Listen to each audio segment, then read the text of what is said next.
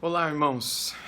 Eu gostaria de compartilhar com vocês aqui algo que os irmãos do presbitério da nossa igreja me pediram, o conselho pastoral da nossa igreja me pediu.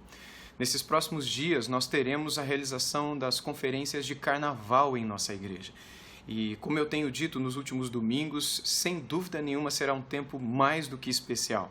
E algo que veio também do conselho pastoral é o desejo de, ao longo dessa semana e também na semana seguinte, compartilhar com vocês um método devocional que talvez seja o mais antigo em toda a história da igreja, em toda a história do cristianismo e quem sabe também entrando dentro do período do judaísmo, período de Jesus e antes de Jesus.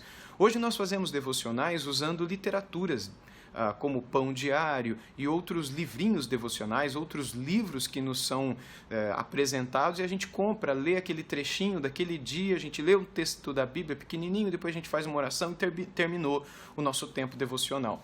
Mas nem sempre foi assim. Houve um tempo em que o povo não tinha a palavra de Deus, a igreja não possuía a palavra de Deus e eles se valiam de textos decorados.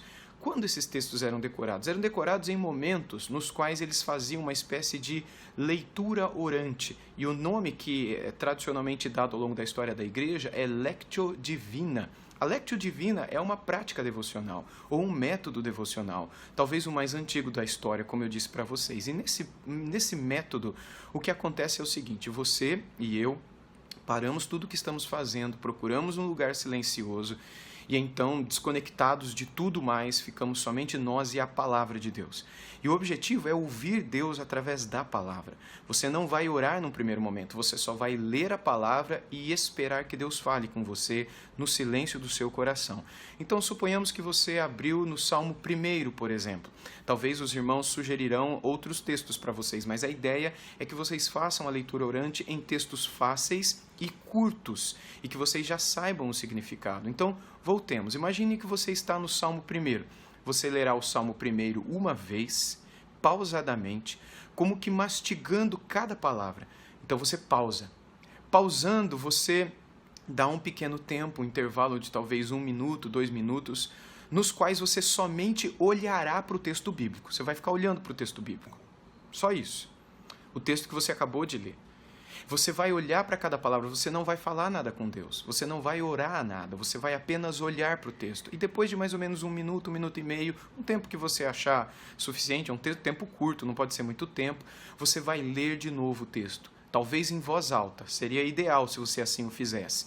Se não puder, por qualquer razão, leia em voz baixa, mas leia atentamente cada palavra. Então você vai retornar ao primeiro versículo do Salmo 1, bem-aventurado aquele que não anda segundo o conselho dos ímpios, etc. E você vai ler até o final. E aí você vai dar de novo a pausa de 1 minuto, 1 minuto e meio, 2 minutos, só olhando para o texto. Nessa segunda pausa, no final desse segundo minuto, você já perceberá algumas coisas Deus falando ao seu coração. Sem dúvida nenhuma, você já perceberá Deus falando ao seu coração algumas coisas. Você não vai ouvir misticamente a voz de Deus, como você está ouvindo a minha voz nesse vídeo. Talvez, quem sabe, mas se isso acontecer é um milagre. Mas no seu coração, algumas coisas Deus vai identificar e lançar a você por meio daquele pequeno texto que você leu. E aí então, depois desse breve tempo de intervalo, você vai ler uma terceira vez. Volta para o primeiro verso do Salmo 1, que é o nosso salmo aqui, exemplo, não é? Bem-aventurado aquele que não anda segundo o conselho dos ímpios, nem se detém no caminho dos impuros, dos pecadores, nem se assenta na roda dos escarnecedores, antes tem o seu prazer na lei do Senhor e nela medita de dia e de noite, porque ele será... Aí o texto continua. Você vai ler esse texto todo pausada e devagar, de modo pausado e devagar. Aí você vai dar de novo, pela terceira e última vez, a pausa que eu já mencionei. Então, após essa última pausa, é que você vai orar a Deus. E você perceberá, no final dessa última pausa, quanto conteúdo você terá para falar com Deus. Quanta coisa Deus já vai ter falado no seu coração e quantas respostas você poderá dar àquele texto da palavra de Deus que você leu. No passado, os nossos irmãos e irmãs que não podiam ter Bíblia, em um tempo muito antigo, eles decoravam textos das Escrituras justamente para fazer devocional dessa maneira como eu estou falando para vocês, em todos os dias, diariamente, de manhã e de noite muitas vezes. Então eles liam para si mesmos, falavam para si mesmos aquilo que eles haviam decorado, davam a pausa, falavam para si mesmo de novo, davam a pausa, falavam para si mesmo, davam a pausa e por fim eles oravam a Deus. Esse momento é um momento muito especial e nós o chamamos de leitura orante, porque de fato esse é o objetivo, você ler a Bíblia com o objetivo de orar as Escrituras. Você não apenas poderá ao final responder a Deus mediante aquilo que Deus fala no seu coração através do texto que você leu, mas também você aprenderá a orar com o salmista e com outros textos da Bíblia, que são orações. Então, lendo o Salmo 1, por exemplo, e outros salmos das Escrituras, você pouco a pouco perceberá que as suas orações serão formadas por palavras que se encontram nos salmos, como as orações de Jesus eram, como as orações dos apóstolos eram, como as orações dos profetas no Antigo Testamento eram.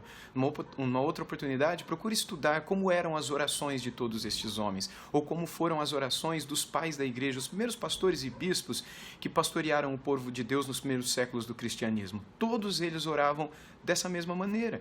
Eles recheavam suas orações com palavras que eram encontradas justamente nos Salmos.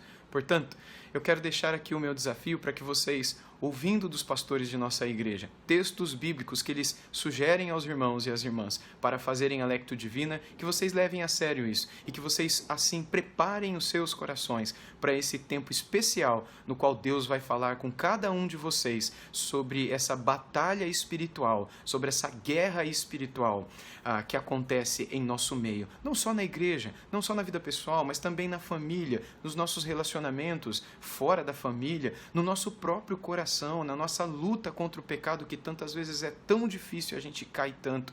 Como que nós podemos, conhecendo esse universo espiritual, podermos lutar com as armas que Deus nos dá, a fim de que sejamos de fato vitoriosos em cada batalha espiritual na qual Deus permitir que a gente entre. Que Deus abençoe cada um de vocês. Estarei orando pela vida dos irmãos, para que Deus possa dar a vocês um tempo muito especial, e já tenho orado pela vida dos nossos amados pastores que falarão naqueles dias, para que Deus possa usar a vida deles poderosamente na vida de cada um de vocês. Estejam orando por isso também, e que Deus possa abençoá-los ricamente, e orem pela minha vida também, para que Deus me use e me ajude a pregar a sua palavra. Pregarei no sábado e no domingo em João Pessoa, na Paraíba, numa igreja presbiteriana, e depois no domingo ainda, segunda e terça à tarde, falarei em Campina Grande, no interior da Paraíba, no evento Consciência Cristã, sobre a palavra de Deus, sobre a relevância da palavra, sobre a história da palavra, sobre a perseguição à palavra, enfim, sobre o papel que a palavra de Deus deve exercer na nossa vida. Algo que eu estudei com vocês há alguns anos atrás, na escola bíblica dominical da nossa igreja. Que Deus possa usar a minha vida lá também, e portanto eu conto com a oração de todos os santos, de todos vocês, de todas as santas que amam o Senhor